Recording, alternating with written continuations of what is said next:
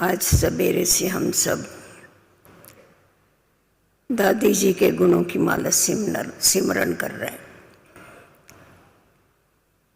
अगर ऐसी मालाएं सिमरन करते रहे तो मैं समझती हूँ रात भी पूरी नहीं पड़ी, क्योंकि दादी जी ने खुद के ऊपर मेहनत करके अपने ऊपर अटेंशन रख करके और अपने को एक दिव्य मूर्ति बनाया हुआ था। हमने शुरू में ही दादी जी को देखा। जब शुरू में मैं ईश्वरीय ज्ञान में आई तो साकार बाबा ने पहले मुझे दादी जी के पास पूना में भेजा, और जबकि मेरे जीवन का लक्ष्य इतना पक्का नहीं था, परंतु दादी ने मुझे ऐसी पालना दिया जिस पालना के आधार पर हमारे जीवन में बहुत परिवर्तन आ गया और लक्ष्य सदा के लिए ये पक्का हो गया कि हमें ईश्वर का ही बन के चलना है और सर्व को उसका बनाना है। जैसे कहा जाता है, केले के पात पात में पात और ज्ञानी के बात बात में बात। तो हमारी दादी जी जो थी उसके बात बात में इतनी ज्ञान की बातें होती थी, इतनी गुह्यता होती थी, जो सुन करके सदैव मन हर्षाता था। दादी जी की आप लोगों ने काफ़ी विशेषताएं सुनी। वो बहुत बड़ी ज्ञान की नदी थी, निष्पक्ष थी, सर्व के ऊपर अथाह प्यार करने वाली पतित पावनी थी। उसे कोई फर्क नहीं पड़ता था, कोई भी दादी जी के सामने आता था, चाहे वो कितना भी बड़ा पोजीशन वाला हो या कोई साधारण व्यक्ति हो।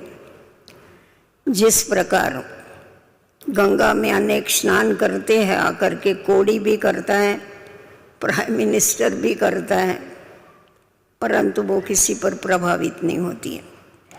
तो वैसा ही हमने दादी जी के जीवन में देखा कि वो कभी भी किसी के ऊपर प्रभावित नहीं हुई और उसके साथ जो रहे, उसके पास जो रहे, उनको भी किसी पर प्रभावित नहीं होने दिया, क्योंकि दादी का सारा जीवन ही बाबामय था।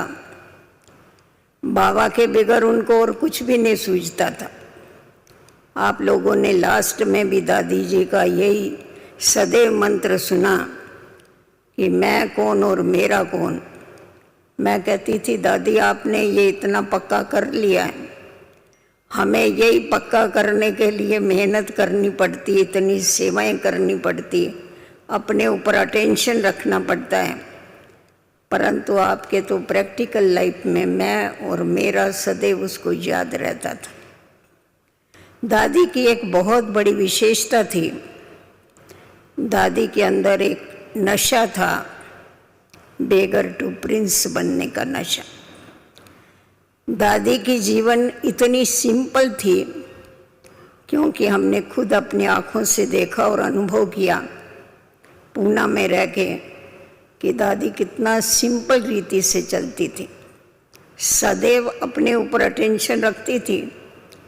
दादी को पढ़ाई का बड़ा शौक था, योग की लगन थी। आज भी मुझे वो सीन याद आती है।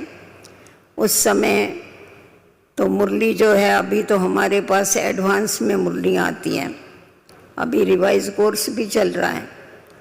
तभी बाबा की मुरली स्पून में भर के आती थी और बड़ी बड़ी टेप होती थी, वो बीच में रखते थे, और हम जो 7, 8, 10 लोग होते थे, क्योंकि ज़्यादा भाई बहन भी तो नहीं होते उस समय, हम बैठ करके वो मुरली सुनते थे।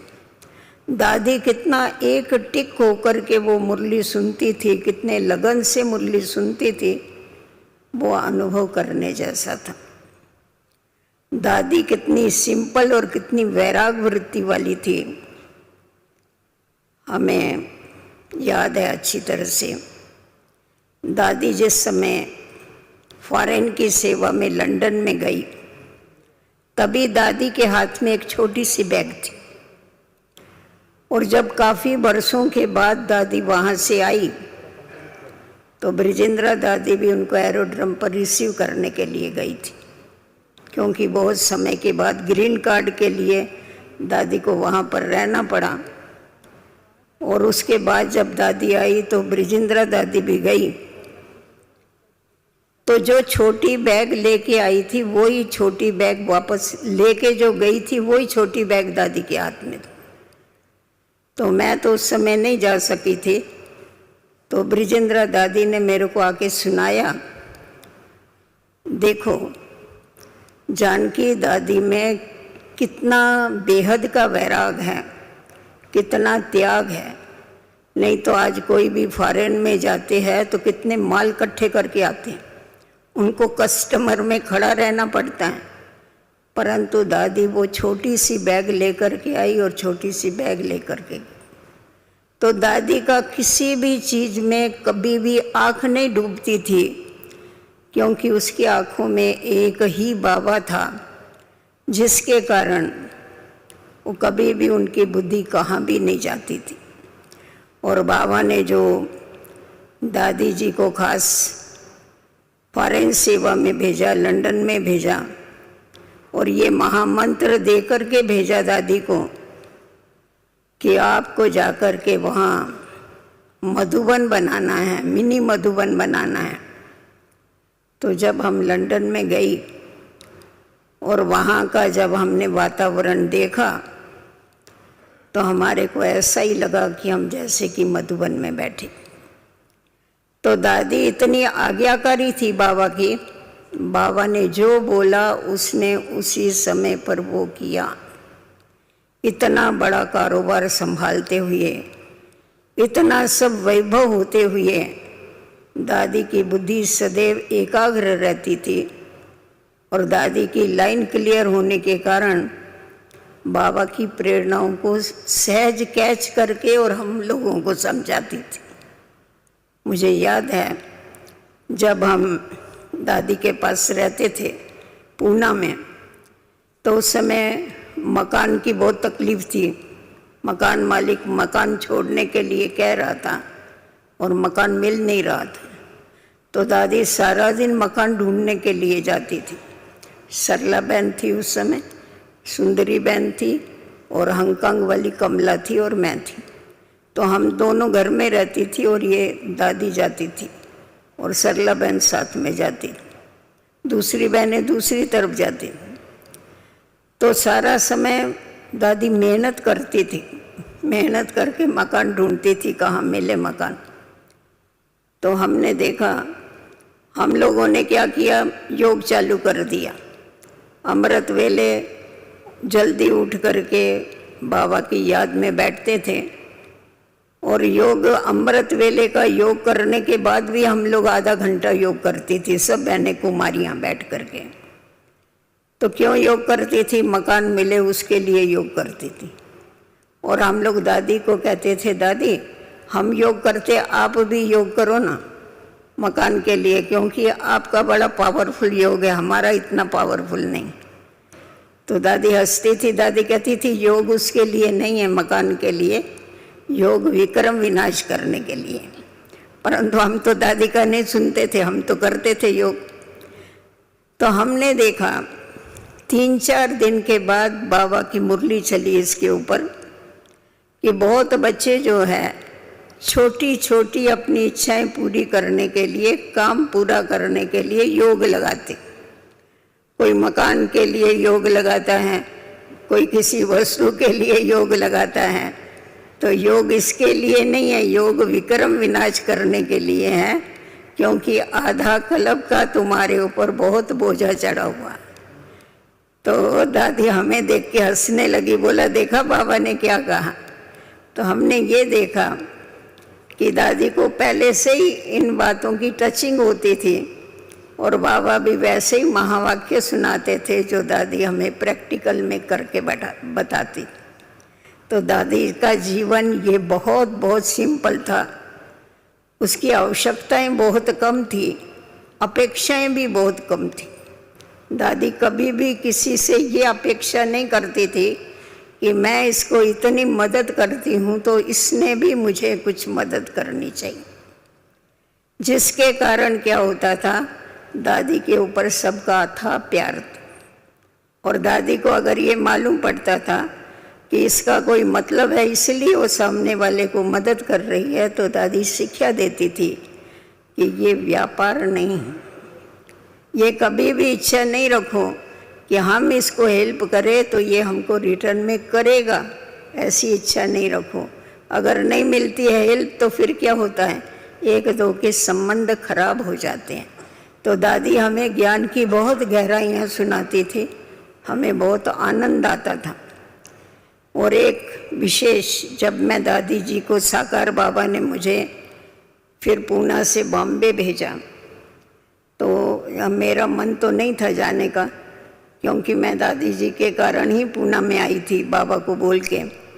तो बाबा ने कहा नहीं, आपको जाना है ब्रिजेंद्रा दादी के पास। तो दादी को मैंने पूछा, दादी अभी मुझे क्या पुरुषार्थ करना?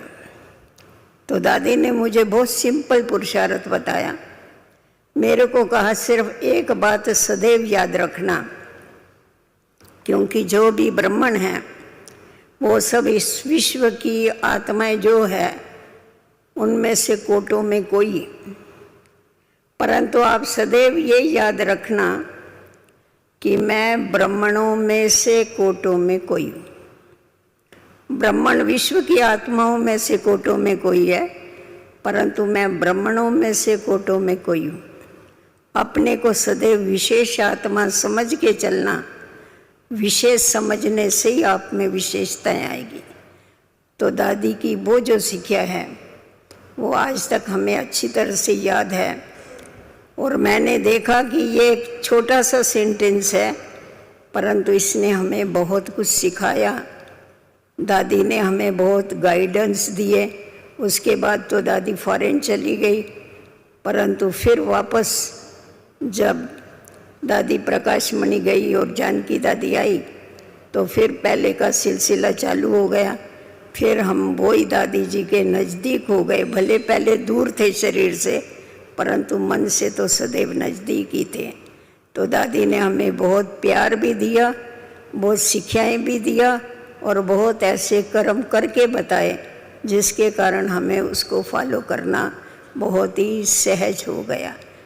तो मैं समझती हूँ दादी जी की शिक्षाओं को धारण करना, दादी की जो आशाएं थी कि बाबा का नाम बाला करे, सबको बाप का परिचय मिले। दादी को कहते थे, दादी हम कभी कभी बोलती थी, मैं बोलती थी दादी आपको क्या ज़रूरत पड़ी है, अभी इतनी बड़ी आयु हो गई, आप इतना जल्दी जल्दी क्यों जाते हैं, थक जाते होगे। दादी बोलती थी, मैं पूछती थी ना, दादी आप इतना क्यों जा रहे हैं? तो दादी कहती थी मैं इसलिए जाती हूँ, मेरे को जो बाबा से मिला है वो सब विश्व की आत्माओं को मिलना चाहिए।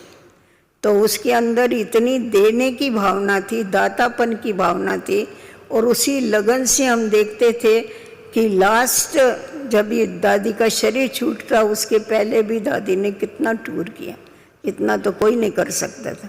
हम साथ में जाने वाले थक जाते थे, परंतु वो तो अथक होकर के सेवा करती थी, और इतनी एक्यूरेट और इतनी पंचुअल थी दादी, जो हमें भी शर्म आती थी। हम थोड़ा देरी से तैयार हो गए, पर दादी पहला नंबर तैयार होके खड़ी हो जाएगी। तो ये सब दादी ने हमें प्रैक्टिकल में सिखाया। इसका रिटर्न हम यही दे सकते हैं कि दादी को पूरा पूरा फॉलो करे और अपने जीवन को ऐसा श्रेष्ठ और ऊंचा बनावे। ओम शांति।